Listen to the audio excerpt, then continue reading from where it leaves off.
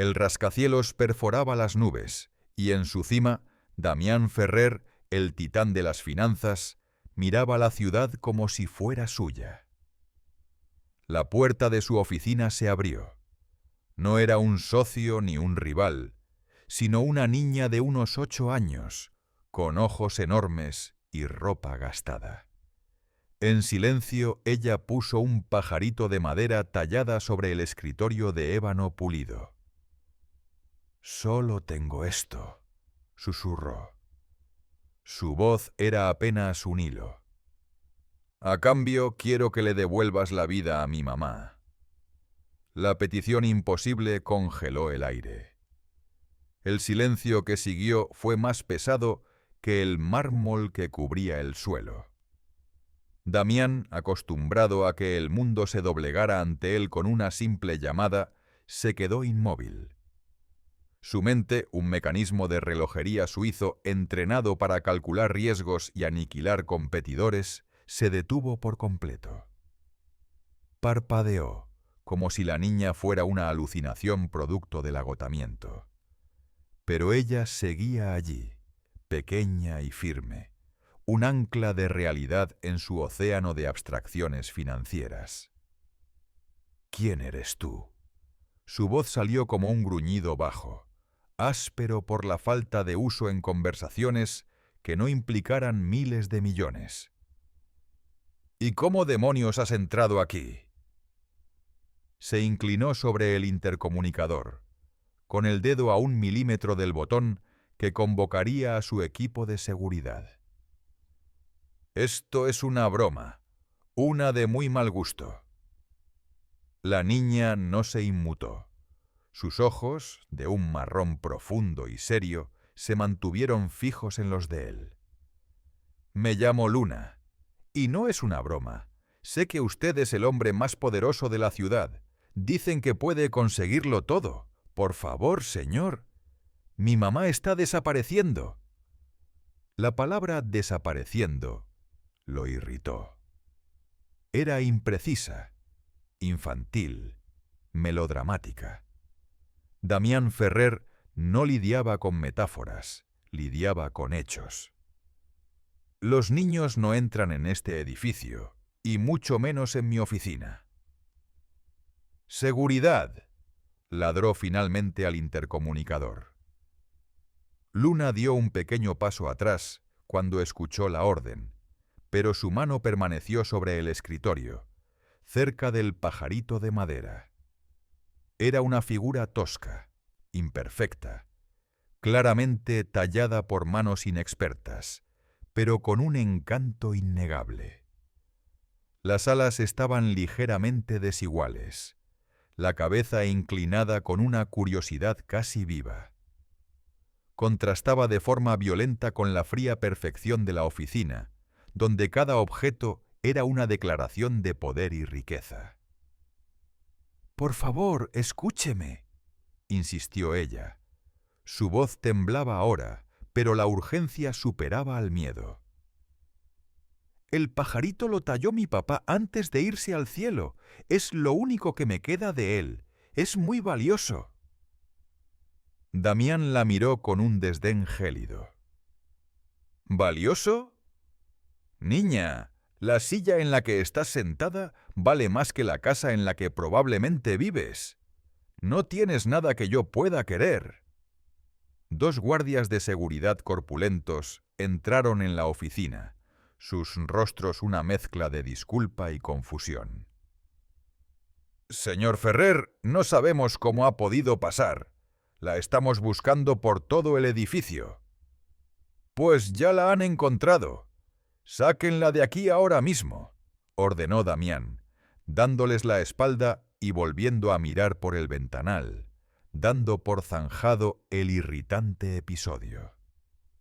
Mientras uno de los guardias se acercaba a Luna con suavidad, ella soltó la frase que lo cambiaría todo. Su voz, ahora más alta, cortó el aire como un cristal roto. «Mi mamá está muy enferma. Tiene distinesia fibrótica. El único medicamento que la ayudaba, el que la hacía sonreír, era de los laboratorios Vitalis, pero ya no lo fabrican. El mundo de Damián se detuvo por segunda vez. Vitalis. El nombre resonó en su cabeza no como un eco, sino como una explosión. No era un recuerdo vago, era una cicatriz. Una nota a pie de página en su ascenso meteórico. Una pequeña farmacéutica que había aplastado hacía una década en una adquisición hostil. La compró por una patente secundaria, desmanteló el resto y despidió a todos sus empleados sin pensarlo 2 veces. Era un negocio, nada personal. Los ensayos clínicos, los proyectos de investigación, los rostros de los científicos, todo había sido liquidado, convertido en activos y borrado de los libros. «Esperen», dijo Damián, su voz extrañamente calmada. Los guardias se congelaron. Se giró lentamente. Ya no veía a una niña molesta, a una intrusa. Veía a un fantasma, un cabo suelto de una historia que creía enterrada y olvidada. La miró a los ojos, buscando algo, sin saber exactamente qué. La arrogancia había desaparecido de su rostro, reemplazada por una máscara de fría e intensa curiosidad. Extendió la mano y con una delicadeza que sorprendió incluso a sí mismo, tomó el pajarito de madera. El material era cálido, ligero. Se sentía real, mucho más real que los lingotes de oro que guardaba en una bóveda suiza. «Dile a tu madre», comenzó, su mente ya trabajando a una velocidad vertiginosa, «que Damián Ferrer va a investigar su caso». Miró a su asistente, que había aparecido en la puerta, pálida y asustada. «Clara, cancela mi agenda para el resto del día, y quiero que averigües hasta el último detalle sobre una niña llamada Luna y su madre, y sobre un medicamento de Vitalis». En cuanto las puertas del ascensor privado se cerraron, llevándose a la niña y a los guardias, el silencio monumental de la oficina regresó, pero esta vez se sentía diferente. Era un silencio acusador. Damián Ferrer permaneció de pie, con el pajarito de madera en la mano. Su peso era insignificante, pero en la psique del magnate se sentía como una piedra de molino. Se acercó a su escritorio, un monolito de ébano y acero que representaba el altar de su poder, y depositó la figura tallada con un cuidado casi reverencial. El pequeño trozo de madera parecía observarlo, un juez silencioso en medio de su opulencia estéril. El nombre Vitalis seguía rebotando en los confines de su cráneo. No era un recuerdo que visitara a menudo. Era una de las tantas muescas en la culata de su rifle corporativo, una victoria rápida y eficiente de sus primeros años como depredador financiero. Había sido un movimiento estratégico para adquirir una patente de un compuesto estabilizador, útil para uno de sus conglomerados químicos. El resto de la pequeña farmacéutica, con sus investigaciones y su personal, era simplemente daño colateral, cifras en una columna de pasivos que debían ser eliminadas. Llamó a Ricardo, su jefe de seguridad y hombre para todo trabajo sucio. Un exmilitar de rostro impasible que nunca hacía preguntas. «Ricardo, necesito un informe completo. Una niña llamada Luna Morales, su madre Elena Morales. Quiero saber dónde viven, de qué viven, su historial médico, su grupo sanguíneo, todo. Y quiero un archivo específico sobre la farmacéutica Vitalis. Busquen cualquier registro de un ensayo clínico relacionado con una enfermedad llamada...». Damián hizo una pausa, la extraña palabra aún torpe en su lengua. Discinesia fibrótica. ¿Hay un plazo, señor?, preguntó Ricardo con su habitual economía de palabras. Ayer, replicó Damián, cortando la comunicación. Las siguientes horas fueron un suplicio. Intentó sumergirse en los informes de mercado, en las fluctuaciones del yen, en las proyecciones de futuros de materias primas. Pero los números y gráficos que antes componían la sinfonía de su existencia ahora parecían ruido blanco. Su mirada se desviaba constantemente hacia el pajarito de madera. Se levantó y caminó por la oficina, una fiera enjaulada en su propia torre de marfil. Por primera vez en 15 años, el imperio que había construido se sentía hueco, un mausoleo de cristal y acero dedicado a un hombre que había olvidado cómo sentir. Al caer la noche, un sobre digital cifrado apareció en su terminal privada. El informe de Ricardo. Damián se sirvió un vaso de whisky. El líquido ambarino era su único compañero en la vasta soledad de su ático. Abrió el archivo. La primera página mostraba una foto granulada de Luna y su madre, tomada a distancia. Estaban saliendo de un edificio de apartamentos en un barrio obrero, un bloque de hormigón gris y monótono que supuraba necesidad. Elena se apoyaba pesadamente en su hija, su rostro marcado por una fatiga que trascendía lo físico. El contraste con el lujo que lo rodeaba era nauseabundo. Pasó a los siguientes documentos: fichas personales, informes financieros, o más bien la falta de ellos. Pequeños trabajos esporádicos de Elena como costurera, una pensión mínima por viudedad. La cuenta bancaria era un páramo desolador, pero fue el historial médico lo que le heló la sangre en las venas. Elena Morales, 39 años. Diagnóstico: discinesia fibrótica progresiva, una enfermedad neuromuscular degenerativa y rara.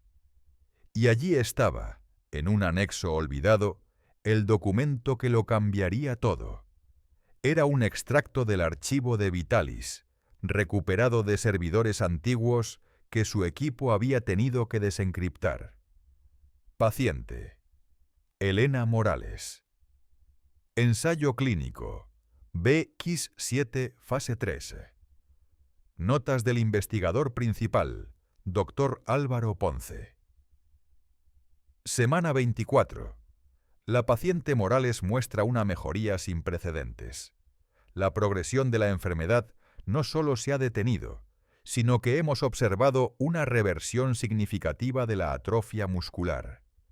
La remisión de los síntomas motores es casi total. Estamos ante resultados milagrosos. Damián sintió un nudo gélido en el estómago. Siguió leyendo. Las notas continuaban, semana tras semana, describiendo un progreso asombroso, una esperanza palpable que se leía entre las líneas de la jerga médica. Y entonces la entrada final. Fecha: 17 de octubre, 2013. Nota administrativa. Por orden de la nueva Junta Directiva de Ferrer Corp., se cancela con efecto inmediato toda la investigación y desarrollo no esencial. El ensayo clínico BX7 queda terminado. Todos los materiales deben ser archivados y el personal del proyecto liquidado. Se suspende la producción y administración del compuesto a todos los sujetos de prueba. Debajo de esa nota, una cronología devastadora. La fecha de la cancelación del ensayo coincidía día por día con la ejecución final de su orden de adquisición hostil. El vaso de whisky tembló en su mano. La culpa, esa emoción que consideraba un lujo para los débiles, lo asaltó con la fuerza de un tsunami. No era un actor indirecto. No era una consecuencia lejana. Él había firmado la orden. Él había detenido el milagro. Con un trazo de su pluma, había condenado a Elena Morales a desaparecer, como había dicho su hija. El pajarito de madera en su escritorio ya no parecía un juez, parecía una víctima. Y por primera vez, Damián Ferrer comprendió que no era un titán en la cima del mundo, sino un hombre ahogándose en las consecuencias de su propio éxito. La revelación contenida en el informe digital dejó a Damián en un estado de parálisis funcional. El whisky en su vaso permaneció intacto, su brillo ambarino reflejando la desolación de las luces de la ciudad que parpadeaban a través del inmenso ventanal.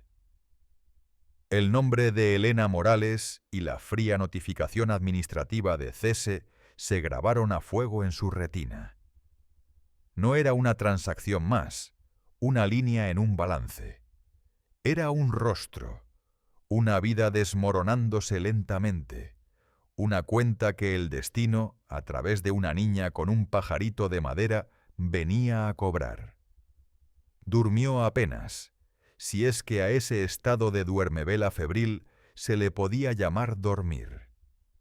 Por la mañana, la fachada del tiburón de la bolsa estaba recompuesta, pero por dentro algo fundamental se había fracturado.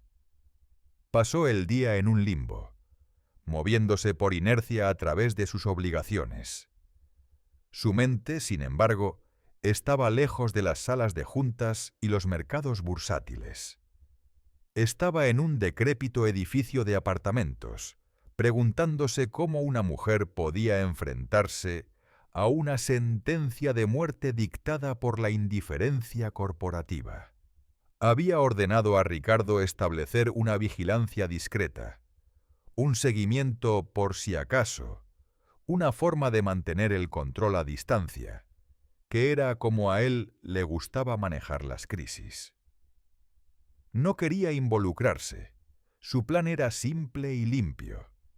Encontraría a los investigadores originales, financiaría la reanudación de la producción del compuesto de forma anónima y resolvería el problema con un cheque.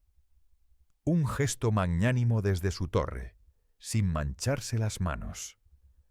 El destino, sin embargo, tenía otros planes. La llamada llegó a las 3 de la tarde, interrumpiendo la que se suponía era la negociación más importante del trimestre. Estaba en la sala de conferencias principal, rodeado de su equipo de abogados y ejecutivos, frente a un consorcio japonés que analizaba cada una de sus palabras. Su asistente, Clara, entró sin llamar, algo que jamás había hecho. Su rostro estaba pálido. Le entregó una tablet con un mensaje urgente. D. Ricardo. Asunto. Urgente. Morales. Texto. Colapso de la madre. Convulsiones severas. La niña ha llamado a emergencias. Ambulancia en camino al Hospital Público San Juan. La niña está sola y ha preguntado por usted. Damián leyó el mensaje 2 veces. El mundo a su alrededor se desvaneció. Las voces de los ejecutivos japoneses se convirtieron en un zumbido distante. Vio el rostro aterrorizado de Luna en su mente, sola en medio de una crisis médica. La imagen de la niña pidiendo ayuda a un hombre que era, sin saberlo, la causa de su tormento, lo golpeó con la fuerza de un puñetazo físico. «Disculpen, señores», dijo Damián, poniéndose de pie abruptamente. Un silencio atónito llenó la sala. «Ha surgido un asunto personal ineludible. Mi equipo tiene plenos poderes para continuar. Les ruego me disculpen». Sin otra explicación, se dio la vuelta y salió de la sala, dejando tras de sí una estela de mandíbulas desencajadas y un negocio de $1.000 millones pendiendo de un hilo. Clara, consigue al mejor neurólogo del país, que esté en el Hospital San Juan en menos de 1 hora, y prepara una suite en la clínica Saint-Hilaire. Quiero a Elena Morales trasladada allí tan pronto como sea médicamente posible. Encárgate tú misma, sin límites de presupuesto. Mientras su chofer conducía a velocidades imprudentes por el tráfico de la ciudad, Damián miraba por la ventanilla, pero no veía las calles. Veía las consecuencias de sus actos desplegándose en tiempo real. La idea de una solución aséptica y a distancia se había evaporado.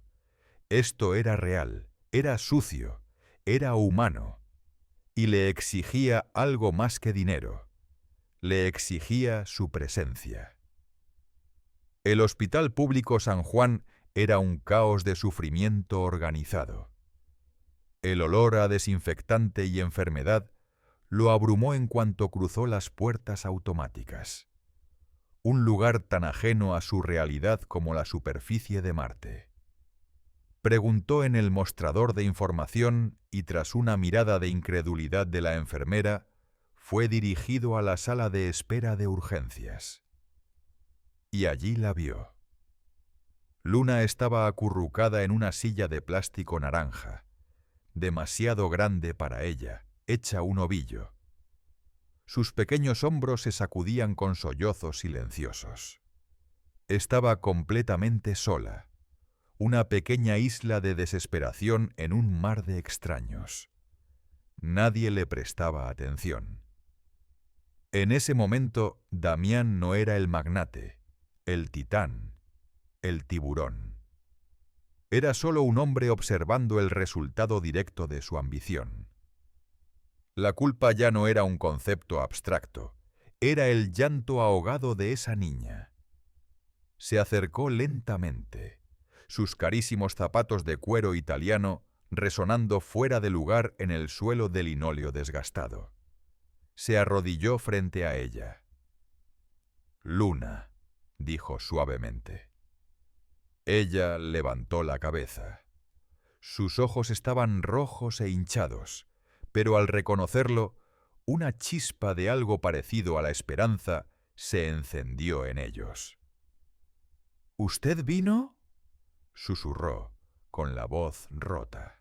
«Sí, he venido», respondió él, y la sinceridad de sus propias palabras lo sorprendió. «Y estoy aquí para ayudar. Tu madre no está sola, y tú tampoco». En ese instante, en medio del ruido y el caos de un hospital público, Damián Ferrer cruzó un umbral. Dejó atrás la comodidad de la distancia y se sumergió de lleno en la vida que él mismo había ayudado a destrozar. El primer punto de inflexión no fue un evento financiero, sino un acto de presencia, un paso hacia una responsabilidad que ya no podía eludir. El traslado de Elena Morales a la clínica Saint-Hilaire se ejecutó con la precisión de una operación militar.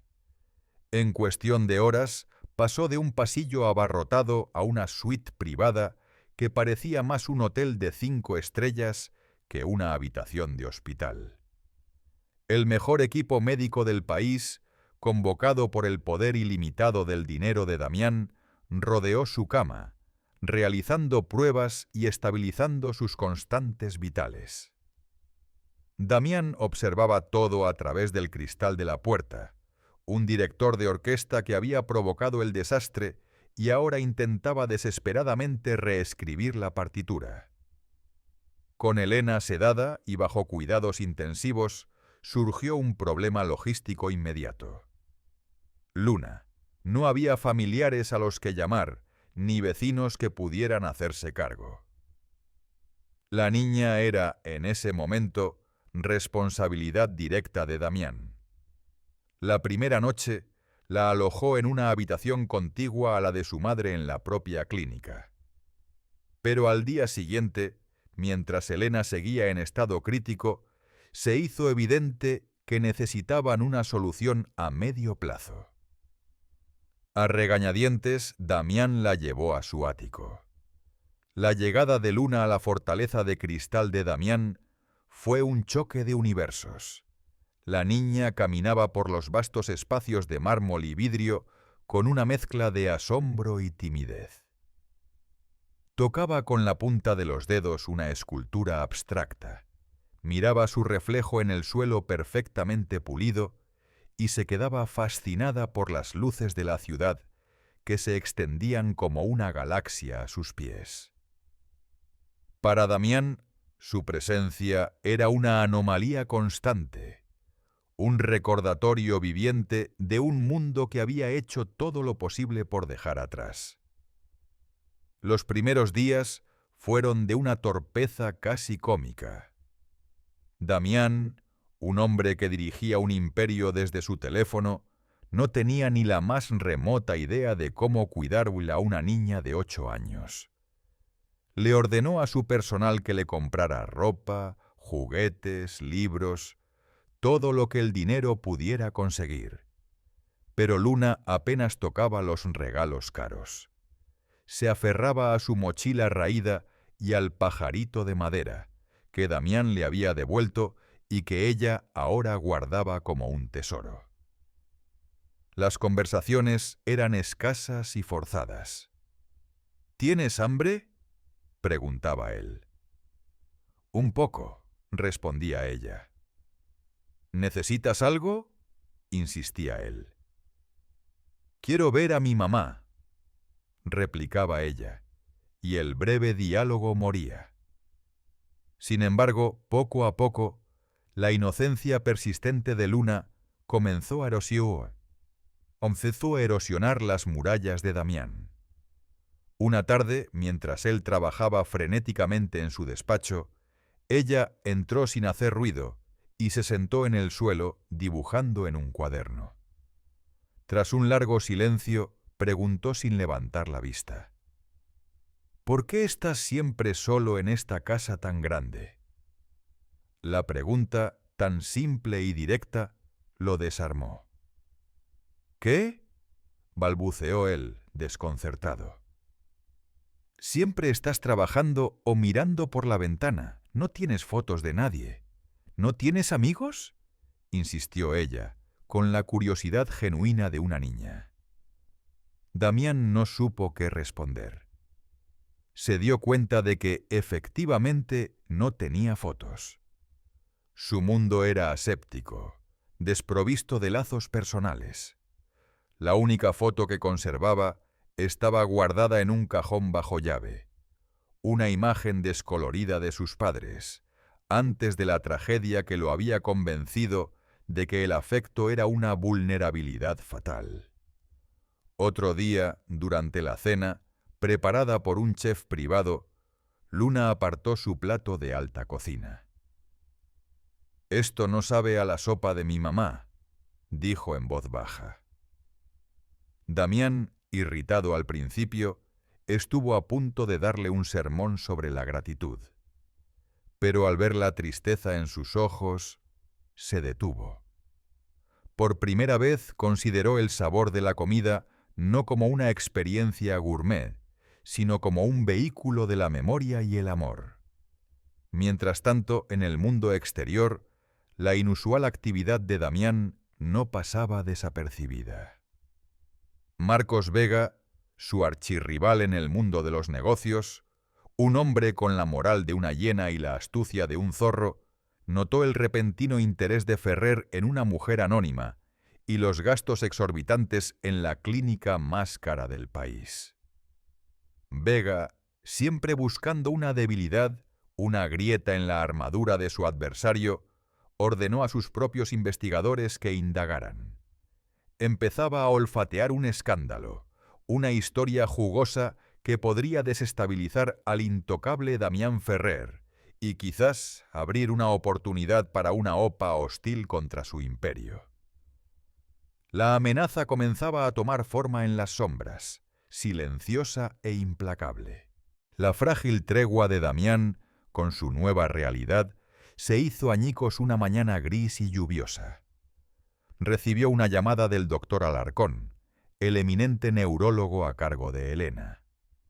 La voz del médico, habitualmente serena y profesional, tenía un matiz de urgencia contenida. Damián acudió a la clínica de inmediato, dejando a Luna al cuidado de su asistente, con la vaga excusa de una reunión de trabajo. En un despacho con vistas a un jardín impecablemente cuidado, el doctor Alarcón fue directo y brutal. Señor Ferrer, hemos hecho todo lo humanamente posible. Los tratamientos actuales solo están gestionando los síntomas, pero la enfermedad de base sigue su curso inexorable. La hemos estabilizado tras el colapso, pero es una victoria temporal. Sus órganos internos empiezan a mostrar signos de fallo sistémico. Si no atacamos la raíz de la discinesia, estamos hablando de semanas, quizás menos. Cada palabra era un martillazo contra el muro de control que Damián había intentado erigir. ¿No hay nada más que se pueda hacer? ¿Ningún tratamiento experimental en otro país? El dinero no es un obstáculo, replicó, su voz sonando hueca incluso para él mismo. El doctor Alarcón suspiró, entrelazando sus dedos sobre el escritorio. Hay una cosa. Durante mi investigación, contacté a antiguos colegas del sector farmacéutico. Descubrí que existió un compuesto, el BX7 de los laboratorios Vitalis, que en sus fases de prueba demostró ser extraordinariamente efectivo contra esta patología específica. Era literalmente la cura, pero el proyecto fue cancelado abruptamente hace una década. Damián sintió que el suelo se abría bajo sus pies. Era la confirmación de lo que ya sabía, pero escucharla de labios de un experto le confería una finalidad aterradora. El reloj no solo estaba en marcha, estaba a punto de dar la última campanada. «Necesito ese compuesto», afirmó Damián, su tono transformado de la súplica a la orden. «Encuentren la fórmula a los científicos, lo que sea necesario». «Ahí radica el problema», continuó el médico, abriendo un archivo en su pantalla. Tras la liquidación de Vitalis, sus patentes y activos de investigación fueron vendidos en un lote. La patente del BX7, junto con toda la documentación de la fórmula, fue adquirida por un competidor. Ahora pertenece a la división de biotecnología de Vega Corp. Vega Corp. El nombre de su némesis, Marcos Vega, resonó en la habitación como una sentencia de muerte. La situación pasó de ser una crisis médica a una guerra abierta. Sabía que Vega nunca le facilitaría las cosas. Esto no era negocios, era personal. Paralelamente, Marcos Vega ya había conectado los puntos. Sus investigadores le habían entregado un expediente completo. La historia de Vitalis. El ensayo clínico interrumpido. La identidad de Elena Morales como paciente estrella y, lo más jugoso, el papel directo de Damián Ferrer en la cancelación del proyecto. Vega sostenía en sus manos la vida de una mujer y con ella la reputación y el talón de Aquiles de su mayor rival. El escándalo perfecto. La llamada de Damián a Marcos fue gélida. Vega, sé que tienes la patente del BX7. Nombra tu precio, lo pagaré. Al otro lado de la línea, la risa de Marcos fue suave y venenosa. Damián, Damián, siempre tan directo. ¿Por qué el súbito interés en una vieja patente olvidada? ¿No será por una tal Elena Morales? He oído que está muy enferma. ¡Qué tragedia! Una tragedia que, según mis fuentes, tú mismo iniciaste. El silencio de Damián fue toda la confirmación que Vega necesitaba. No te la venderé, dijo Marcos, saboreando cada sílaba. Pero estoy preparando una presentación para mi junta directiva. Una nueva campaña de imagen. Pienso titularla El Titán sin Corazón. Imagina los titulares, Damián. El millonario Damián Ferrer, responsable directo de la enfermedad terminal de la madre de su misteriosa protegida. Sería devastador para tus acciones. Justo lo que necesito para lanzar esa OPA hostil que llevo tanto tiempo planeando. La amenaza era clara. Vega no solo iba a dejar morir a Elena, iba a utilizar su muerte como arma para destruir el imperio de Damián. Las apuestas habían alcanzado su punto máximo. Ya no se trataba solo de la vida de Elena, sino de la supervivencia del propio Damián en el mundo que él había creado. La cuenta regresiva había comenzado, y cada tic-tac era un paso más hacia la aniquilación total. La amenaza de Marcos Vega resonó en la mente de Damián como un eco incesante. Se encontraba atrapado en una trampa perfecta. Cualquier movimiento público para salvar a Elena desencadenaría la tormenta mediática que Vega anhelaba, y la inacción significaba una condena a muerte para ella. La ciudad, que antes era su tablero de juego, se había convertido en una jaula de cristal. Los periodistas ya comenzaban a merodear por la clínica, atraídos por el rumor de la hospitalización de alto perfil y la conexión con el enigmático Ferrer. Necesitaba desaparecer. Necesitaba sacar a Elena y a Luna del ojo del huracán. Solo había un lugar en el mundo donde nadie pensaría en buscarlo. Un lugar que había pasado 2 décadas tratando de borrar de su memoria. La casa de su infancia. Una modesta vivienda de campo a varias horas de la metrópoli, en un pequeño pueblo anclado en el tiempo, rodeado de colinas y silencio. Un lugar desprovisto de lujo, poder y sobre todo de los fantasmas de su éxito. Organizó la operación con sigilo y celeridad. Consiguió una autorización médica para el traslado de Elena, argumentando la necesidad de un ambiente de recuperación más tranquilo. Contrató un equipo de enfermería privada y una ambulancia sin distintivos. A Luna le dijo simplemente que iban a un lugar seguro donde su mamá podría respirar aire puro. La niña, confiando en él de una manera que le retorcía las entrañas, asintió sin hacer preguntas. El viaje fue tenso. Damián conducía su propio vehículo siguiendo a la ambulancia, con Luna a su lado en el asiento del copiloto. La niña observaba el paisaje cambiar del gris del hormigón al verde vibrante del campo. Por primera vez en días, una pequeña sonrisa se dibujó en su rostro. Para Damián, cada kilómetro que lo alejaba de la ciudad era un paso hacia un pasado que había repudiado. La casa estaba tal y como la recordaba, aunque más pequeña y desgastada por el paso del tiempo. La pintura blanca de la fachada estaba desconchada, y el jardín, antes cuidado por su madre, ahora era un caos de maleza. Abrió la puerta y un olor a madera vieja y a recuerdos encerrados lo golpeó. Era el aroma de una vida más sencilla, una vida anterior a la ambición desmedida y la soledad autoimpuesta. Instalaron a Elena en la habitación principal de la planta baja que daba al jardín trasero.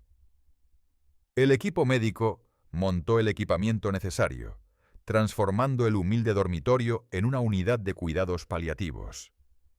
Una vez que todo estuvo en orden y el equipo se retiró discretamente, un silencio profundo, solo roto por el canto de los pájaros y el suave pitido de un monitor cardíaco, se apoderó de la casa.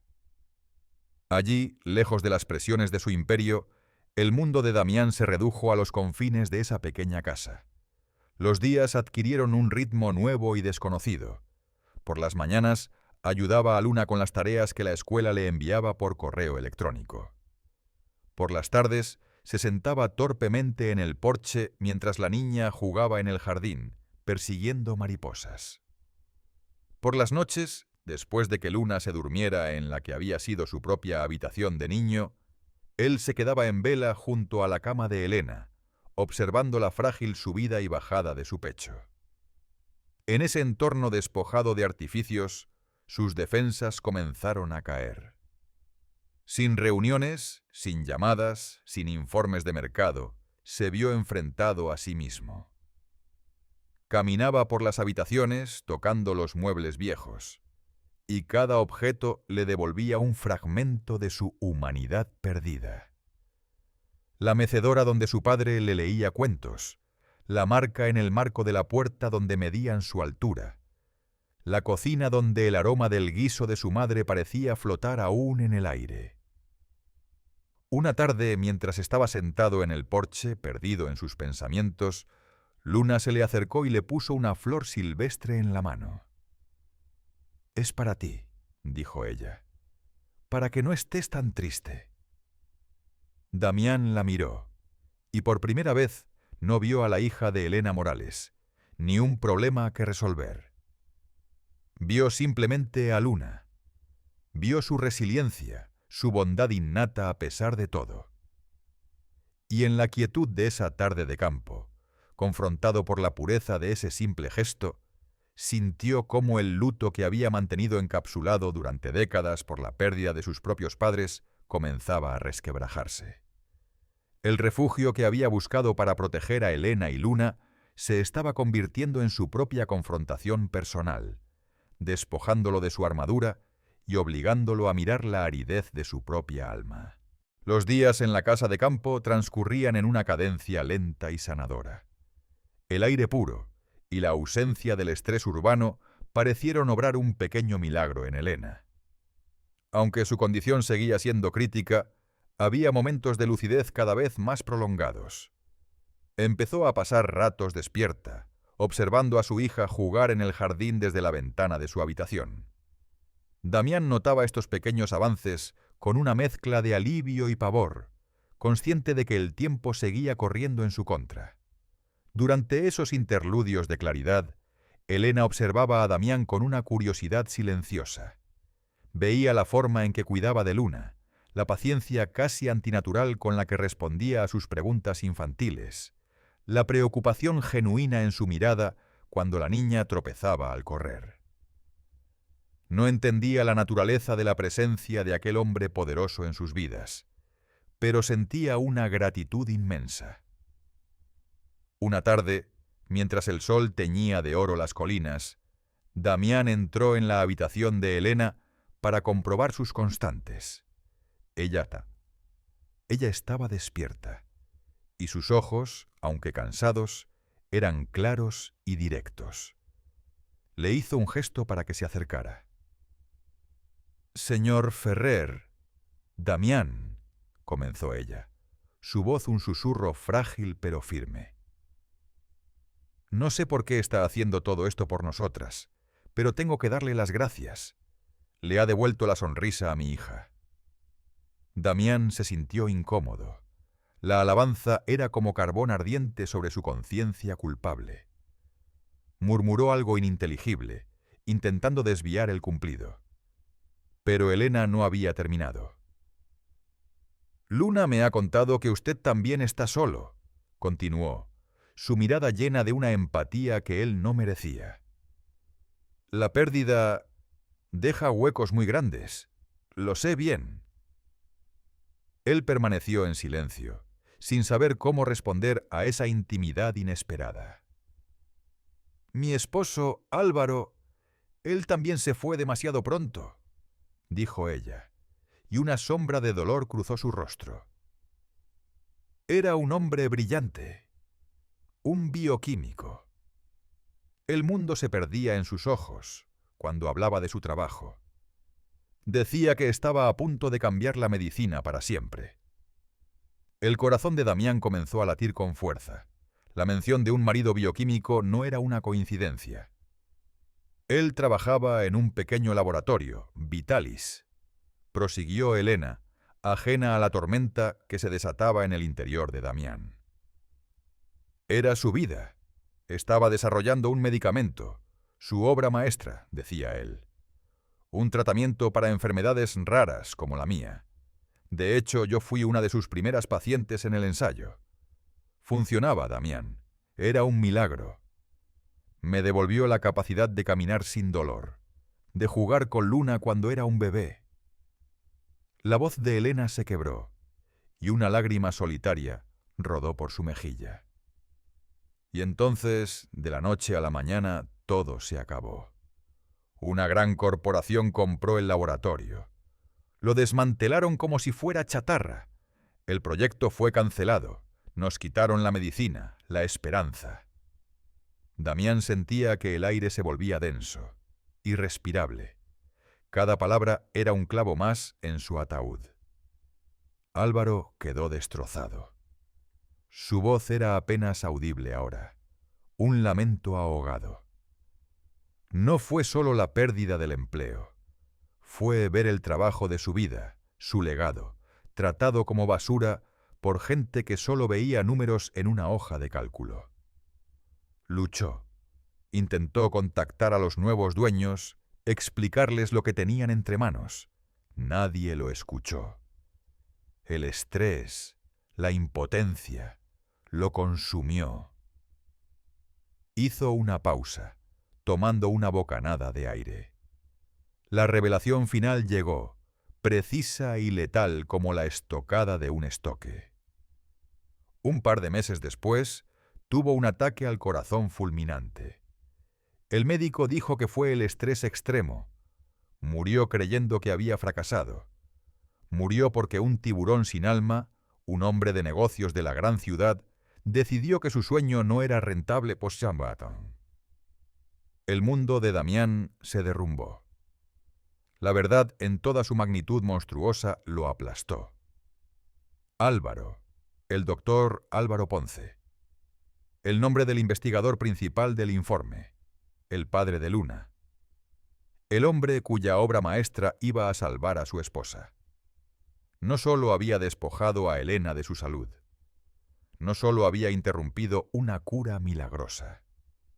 Indirectamente, con la indiferencia de su firma en un contrato, había provocado la muerte del padre de la niña que ahora jugaba en su jardín.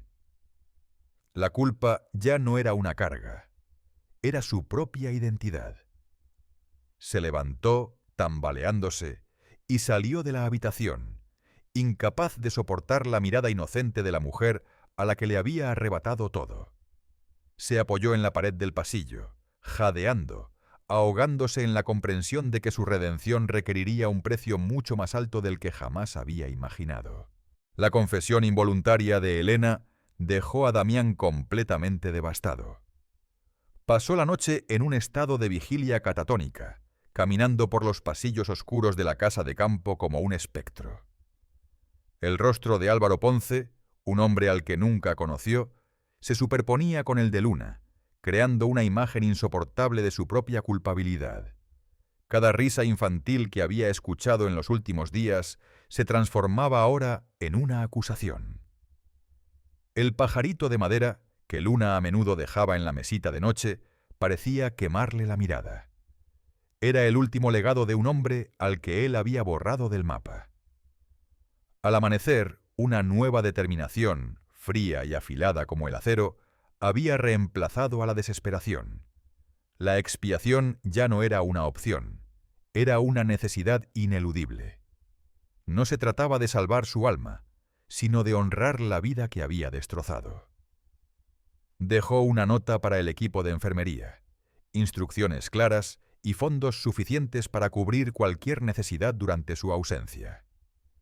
Miró a Luna, que dormía plácidamente en su antigua habitación, y sintió un dolor agudo, una mezcla de afecto y remordimiento tan intensa que casi lo ahoga. Sin hacer ruido, cerró la puerta y se marchó. El viaje de regreso a la ciudad fue una metamorfosis. El hombre que conducía por la autopista no era el mismo que había huido de ella días antes. El tiburón de la bolsa, el estratega implacable, había muerto en esa casa de campo. En su lugar había un hombre con un único propósito, despojado de toda ambición personal. No fue a su ático, no fue a su oficina. Se dirigió directamente al edificio de Vega Corp, una torre rival que se erguía como un desafío a la suya en el horizonte de la ciudad. Entró en el vestíbulo, y su sola presencia causó una conmoción. Sin anunciarse, subió en el ascensor hasta la planta ejecutiva. Marcos Vega lo recibió en su despacho, una sonrisa de suficiencia dibujada en su rostro. «Vaya, vaya, mira lo que trajo la marea. ¿Vienes a suplicar, Ferrer? Porque el tiempo se acaba, para tu protegida y muy pronto para tu empresa». Damián lo miró, y por primera vez, Vega no vio en sus ojos al competidor, al rival a vencer. Vio algo que no pudo descifrar, una calma absoluta, una ausencia total de ego. «No he venido a suplicar, Marcos», dijo Damián, su voz tranquila y nivelada. «He venido a aceptar tu oferta». La sonrisa de Vega vaciló. «¿Mi oferta? Yo no he hecho ninguna oferta. Solo te he mostrado el abismo al que te diriges». «Me ofreciste una elección», continuó Damián. «Mi imperio a cambio del silencio y de la patente. La elección entre mi legado y la vida de Helena. Y he elegido».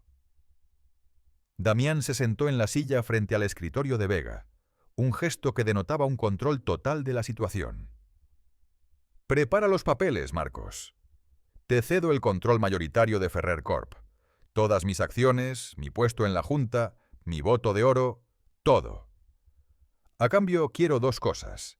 Primero, la patente y la fórmula completa del BX7, transferidas a una fundación médica independiente que crearé.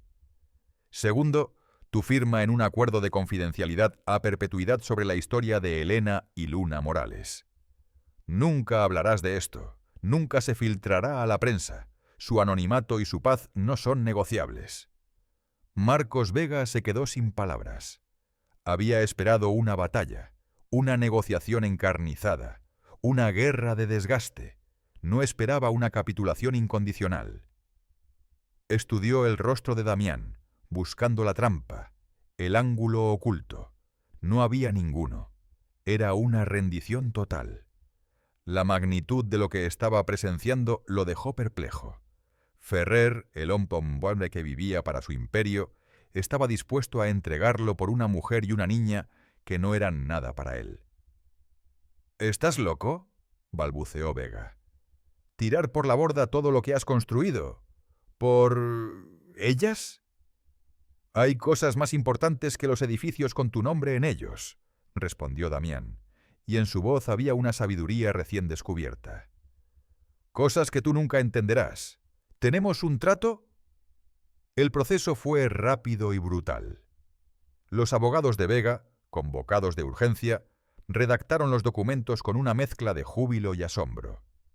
Damián los leyó, no para negociar, sino para asegurarse de que las cláusulas de protección para Helena y la transferencia de la patente eran herméticas. Luego, con una mano firme, cogió una pluma y firmó. El trazo de la tinta sobre el papel fue el sonido de un imperio desmoronándose. Firmó su abdicación, su ruina financiera, el fin de su era. Al levantarse, sintió un peso quitarse de sus hombros, una ligereza que no había experimentado en décadas. Había perdido su fortuna, su poder, su estatus. Había sacrificado todo lo que el mundo consideraba valioso. Pero al salir de ese edificio, bajo la mirada atónita de Marcos Vega, Damián Ferrer se sintió por primera vez en su vida adulta verdaderamente libre. La noticia de la abdicación de Damián Ferrer cayó sobre el mundo financiero como una bomba sísmica. Los titulares de la prensa económica gritaban incredulidad. Ferrer cede el control de su imperio a Vega Corp en una jugada sin precedentes. El tiburón se retira. ¿Colapso o estrategia? Nadie entendía la lógica detrás del movimiento. Se tejieron teorías sobre deudas ocultas, chantajes o una crisis nerviosa. La verdad, mucho más simple y profunda, permaneció sellada tras el acuerdo de confidencialidad que Marcos Vega, a regañadientes, respetó, más por el shock de la situación que por honor. Para Damián, las consecuencias materiales de su decisión se desplegaron con una velocidad implacable. En menos de una semana, tuvo que desalojar su ático, los coches de lujo desaparecieron. Las cuentas bancarias, antes rebosantes, se redujeron a una fracción modesta, lo suficiente para vivir sin ostentación. Caminar por la ciudad como un hombre anónimo fue una experiencia surrealista. Vio su propio rostro en las portadas de las revistas, convertido en un enigma, un fantasma de la opulencia que ya no le pertenecía. Perdió un imperio de vidrio y acero, pero no sintió el más mínimo atisbo de arrepentimiento. Mientras su mundo se desmantelaba, otro se reconstruía. La fundación médica que había establecido recibió la patente y la fórmula del BX7. Damián utilizó sus últimos contactos influyentes y una porción significativa de sus recursos restantes para acelerar lo que normalmente llevaría años. Volvió a contratar, con salarios generosos, a varios de los bioquímicos del equipo original de Vitalis, hombres y mujeres de mediana edad que vieron en aquella oportunidad una forma de justicia poética. En un pequeño laboratorio alquilado, el trabajo de Álvaro Ponce volvió a la vida. La primera dosis del compuesto recién sintetizado fue para Elena. Damián regresó a la casa de campo no como un magnate, sino como un hombre corriente que llevaba en una nevera portátil la única esperanza de una familia. El tratamiento comenzó bajo la supervisión del doctor Alarcón, quien viajaba personalmente para administrarlo. Los resultados no fueron inmediatos, pero a los pocos días los cambios eran innegables. Primero fue un leve retorno del color a sus mejillas. Luego, una disminución de los temblores. Una mañana, Elena logró sentarse en la cama sin ayuda, un hito que provocó lágrimas silenciosas en todos los presentes. Luna, que no se separaba de su lado, aplaudió con un júbilo puro y contagioso. Damián era un observador silencioso de este renacimiento. Pasaba sus días haciendo reparaciones en la vieja casa, aprendiendo a arreglar una valla o a podar la maleza del jardín. El trabajo físico, honesto y tangible, era un bálsamo para su alma. En las tardes se sentaba con Luna en el porche, ayudándola a leer o simplemente escuchando sus historias sobre la escuela y sus amigas. La relación entre ellos se había transformado. Ya no había torpeza ni distancia. Luna lo trataba con una familiaridad natural, como si siempre hubiera formado parte de su vida. Damián, por su parte, descubrió en sí mismo una capacidad para el afecto que creía extinta. La sonrisa de Luna se convirtió en su dividendo más preciado. La mejoría de Elena, en su único índice de éxito. Un día, mientras paseaban por un sendero cercano, Elena, que ya podía caminar tramos cortos con la ayuda de un bastón, se detuvo. Miró a Damián, sus ojos ahora llenos de vida y una profunda gratitud. «Nunca me has contado por qué hiciste todo esto, Damián. Perdiste todo por nosotras».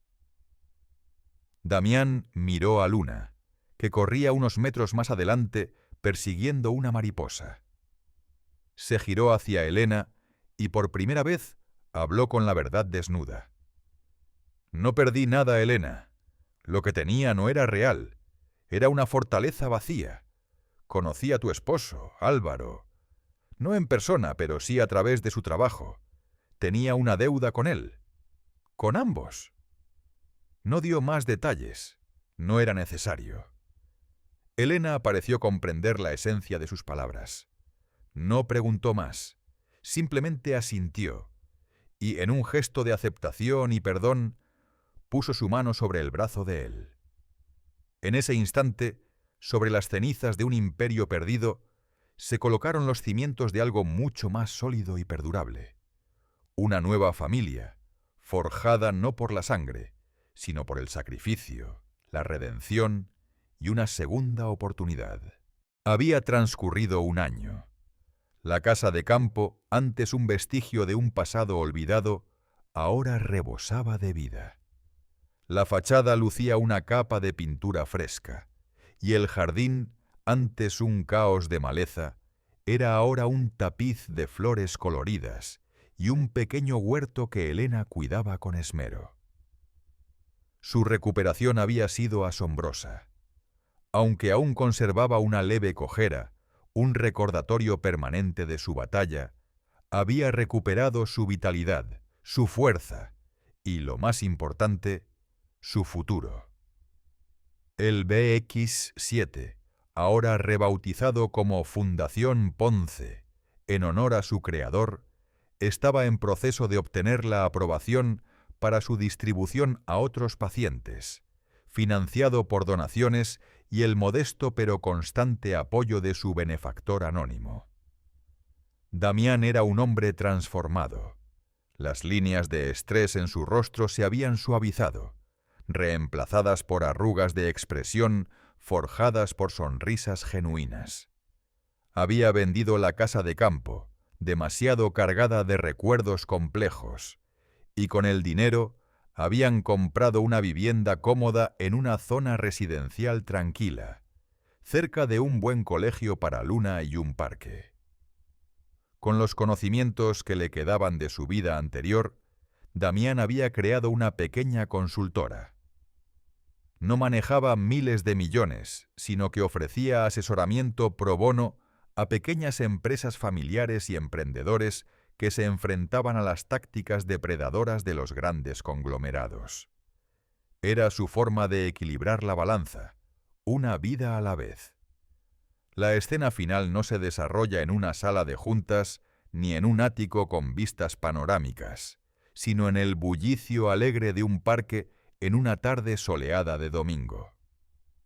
Damián corre, empujando una bicicleta en la que Luna, ahora con 9 años, pedalea con una mezcla de concentración y euforia.